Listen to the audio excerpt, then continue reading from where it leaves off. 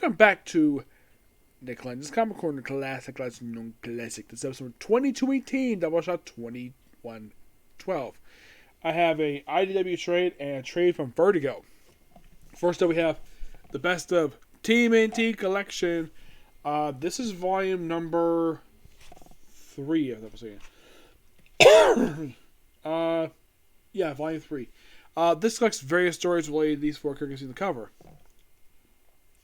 This is supposed to be the Rat King, Baxter Stockman, Leatherhead, and the Shredder. The first issue we have in here is issue number 1, which is debut of the Turtles, the Shredder, the World of TMNT, and Splinter.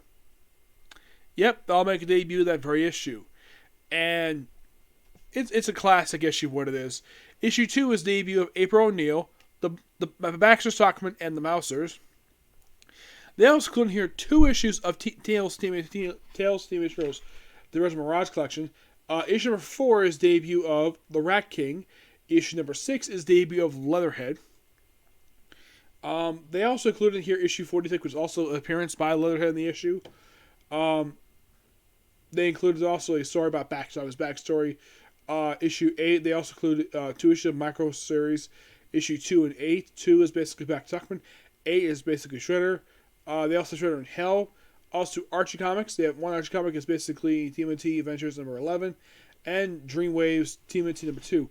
Dreamwave did briefly have the rights to publish Turtles, but their comic lasted 7 years before getting canceled. I think it was a sort of in-between time between Image and before Mirage briefly got it back for about 10 years before handing out to IDW, who was currently.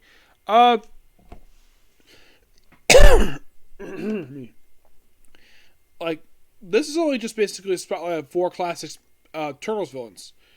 And as far as I can tell, all of them are still very much alive in the current continuity. Baxter Stockman in the current reboot continuity, he's the mayor of New York. Shredder is allied with the Turtles. Leatherhead is doing his own thing. And Rat King is doing his own thing too. Yeah, writing here done by Kevin East, Peter Laird, Jim Lawson, Robbie Brown, Tom Waltz, basically a lot of classic TMNT creators. Yep. Alright, I'll give that book roughly a 9 out of 10, but there's nothing really much big to talk about this one, just debuts and some guest appearances for each characters. Next up we have is Luicifer Book One. This is the first book of this trade series. This collects the first 13 issues of the Luicifer ongoing series that lasted from 2001 to about 2007, I think it was. It lasted 75 issues. Yeah, believe it or not, same exact amount as Sandman. Mike Carey very much writes this entire series. Artwork by Peter Gross, Ryan Kelly, Dean Orsman, Scott Hampton, Chris Weston, James Hodgkins, Warren Priest, and that's it. There's a cover done by Scott Hampton and Duncan Verheel. Aside from conclude the first 13 issues, we call this first mini-series. Sam presents Luicifer. Now, you might be curious, though, if you're familiar with the Lucifer TV show. Okay, first question you might be asking, where's his nightclub? Is it in issues? Nope, nightclub is not here. It's basically Lucifer doing his own thing in the real world. And yes, I should point out this is published in the Vertigo imprint, which means we get some nudity. Not much of swearing per se, but we get a lot of nudity. And this is basically set in the same universe as basically, well, the Sandman. And this is, now, from what I can tell anyways, the TV show took inspiration from this run for the TV show itself. Yep. And like in the show, his run name is Lucifer Morningstar, so they kept that common with the show. He does have wings. Pretty much all the issues, he's got his wings.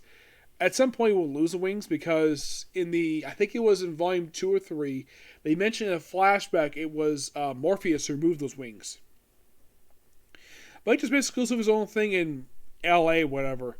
That's most of what these issues are. Basically, follow him around as various stuff happens. You sleep with a woman. One woman who appears in these issues does become a regular character in the very next volume, where she has the half mask and she's basically Lucifer's lover. And she gets killed off in that volume. And the reason why she wears the half mask in that second volume is because half face has been decayed. Despite the fact she's a very beautiful woman. Yep. For the story of Lucifer, it's pretty good. I give this book roughly a 9 out of 10. But I would recommend this for adults. Because basically it's Lucifer. Also, if you like TV show, you might be curious of how drastically different this book is. If you're curious, though, this book is actually, if you're curious about the price of this book, it's being sold for $29.99. Yes. The Turo's book, that was same price. Yep, I got my little comic shop, so I figured, why not? Okay, so that's the episode of you. I